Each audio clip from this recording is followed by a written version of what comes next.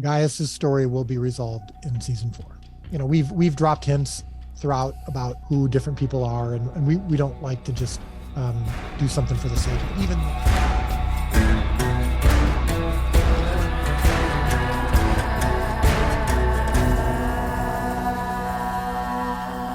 So since you said like the big thing was you originally were definitely not, like, you genuinely did not want to do the walking in water, and now you decided to. Does this mean we could see more big miracles like this in the future that maybe you originally did not want to do? I can't think of one. There in my conversation with Jonathan that we're going to be, that we're putting in the app. He mentions the transfiguration scene, and I still have no plans to do that. Certainly not in the way that the Bible describes it, meaning we wouldn't change anything, of course, but we wouldn't. I'm just not the notion of trying to do a scene where Jesus's face is glowing and then you see the, it just feels very Return of the Jedi to me. And I'm just, I'll just say this, it would take a lot to convince me to do that scene. And I can't imagine it. And it's not in our plan. So I'll just, I'll make that, and I'm not just saying that to throw people off the set. I mean, yeah, I believe you, but I guess we'll have to see till the season actually comes out then, right? But if you think about it, Eli, between now and the crucifixion, yeah, there isn't, even biblically, there aren't, other than maybe the transfiguration, there's not a lot of spectacle. The spectacle is emotional, and the spectacle is when Jesus gets to Jerusalem. I mean, we're obviously, I don't think it's a spoiler to tell you we're probably going to be covering Lazarus, because it's a vital part of the story.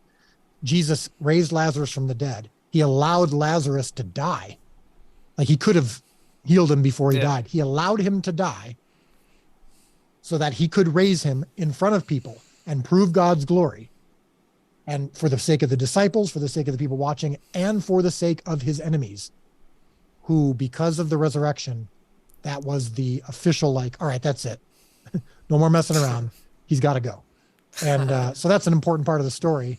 So we're for sure obviously going to cover that. But there's not another, there aren't big, huge miracles that we would need to do for the sake of the story. Okay. And so we have Gaius.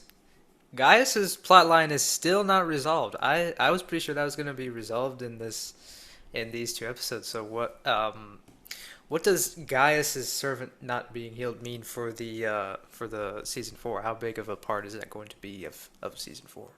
Gaius's story will be resolved in season 4. Okay. All right. There you go. Whatever story people think that Gaius is, we still get people asking me, just even a couple of days ago, like, is Gaius the one who blah, blah, blah? Is he the one? Everyone has been from season 1 been going, all right, which one of them is going to be at the cross? Which one of them is going to have a servant healed? Which one of them is going to have, a son healed, whatever. And I think it's pretty clear by now which one Gaius is, but for the sake of those who don't know yet, I'll just say his story will be resolved in season 4. Okay.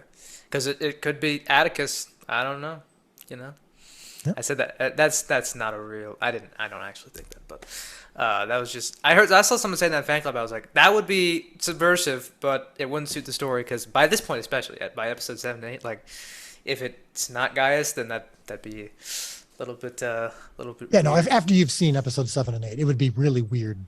Yeah. Really weird for us to try to change that. So I think you can, for all the guessing people are trying to do about who Atticus is, and I've seen some good ones, I think you can rule out the centurion whose servant is healed. Yeah. Because now you've devoted, we have so much backstory surrounding that. That is, that's what we call mean storytelling, and we don't like that. So. Yeah, and you made a comment. I think I saw an excerpt from one of your recent podcasts where it was really good. You were saying, I don't remember exactly which storyline you were talking about. Maybe it was this one. You were saying that would be, was it subversive for the sake of being subversive? Yes. Or, what was the term you used? Was it subversive? Yeah, subversive. Yeah. Or twist, a twist. We don't like to do that kind of stuff where you're just basically toying with the audience Yeah. there's no way they could have figured it out even if they tried. I think that's cheap. So, we've dropped hints throughout about who different people are, and we don't like to just do something for the sake of it. Even the Lilith Mary thing in episode 1 of season 1, that was for sure our biggest trick. But even then, I felt it was plausible.